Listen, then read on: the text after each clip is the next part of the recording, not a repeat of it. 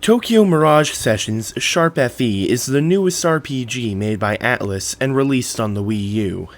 Tokyo Mirage Sessions was first announced in 2013 as a Shin Megami Tensei Fire Emblem crossover game called Shin Megami Tensei Cross Fire Emblem.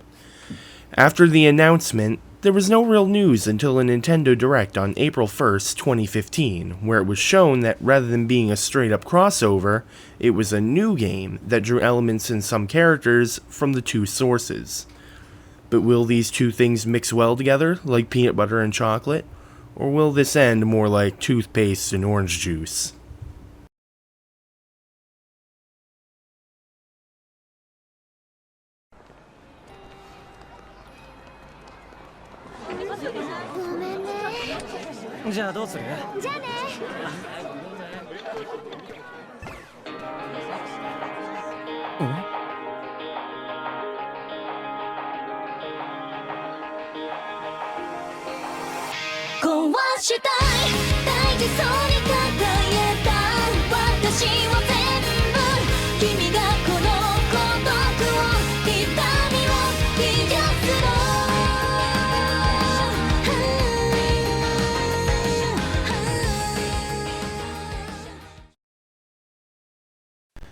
The gameplay of TMS is split into two sections, going around Tokyo and doing all of that crazy idol stuff, and dungeon crawling in the Idolospheres, fighting Mirages, which are the shadows or demons of this game.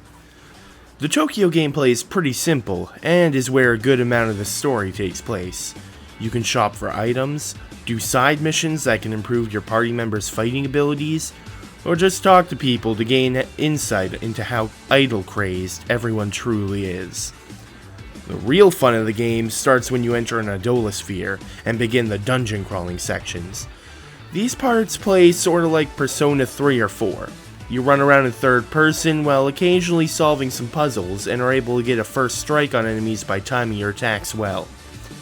The combat is where things get interesting.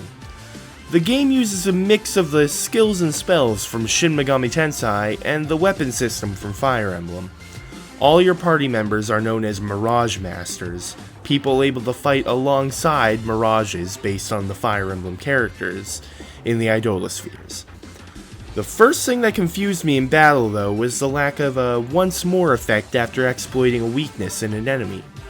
However, after a few more battles, I learned that rather than the once more system, there's a new session system, where by exploiting an enemy's weakness, you can have your teammates follow up with more attacks. Enemies have weaknesses based on either spells like Bufu or Agi, or one of the four main weapon types: swords, spears, axes, or bows and arrows. While fighting through the dungeons, you will acquire objects known as Performa, which can be used either to create new weapons, known as Carnage forms for your party members' Mirages, or new passive abilities that power up each member in one way or another. Eventually in the game, you will also gain the ability to change the class of your team's Mirages, which grants several bonuses.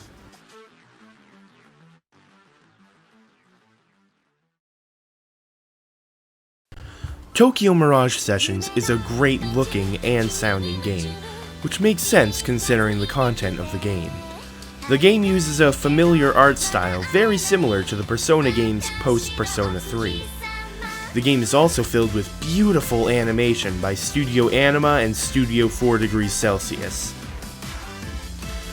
The music is also very good, which is important since the game has so much to do about idols. If I had to voice any issues with the game's presentation, it would probably be that all the dialogue is in Japanese, which I don't mind reading, but between reading dialogue and hearing dialogue, yeah, I'd probably rather hear it. As to not spoil too much of the game, I'm only going to be going over the prologue chapter. If you want to skip any story spoilers, click here. The story begins with our protagonist, Itsuki, arriving at the Daitama Observatory and running into his close friend, Tsubasa, who seems to be nervous about something. After losing and refining her, we find out that she's trying out to be an idol. However, there's something wrong here.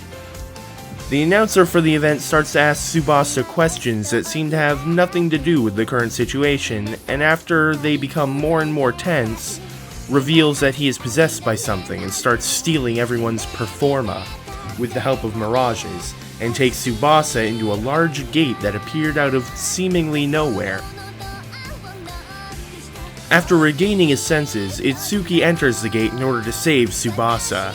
After being chased by Mirage and entering a large room in the strange world he finds himself in, Itsuki finds Tsubasa having her performa drained by another Mirage. Not knowing what to do, Itsuki becomes cornered by the Mirage that was chasing him, and, with no way to fight back, seems to be defeated. But then he's saved by a Deus Ex Machina, by an orb of light that came out of his chest. He grabs the orb and smashes it into the Mirage, freeing it from whatever was controlling it. Itsuki then notices the same thing happening to Tsubasa, and grabs her orb and smashes it into the Mirage, draining her performa, also freeing it. Now with Tsubasa free, they both team up with the freed Mirages to fight their way out, but not before finding out that the Mirages' names were Chrom and Sita, and that they had no memory of what had happened before being controlled. Once they find the announcer, now fused with a large Mirage, they seem to be at a huge disadvantage. That is, until their friend Toma seemingly shows up out of nowhere with his Mirage partner, Kane. With the help of Toma and Kane, they were able to take down the large Mirage and escape.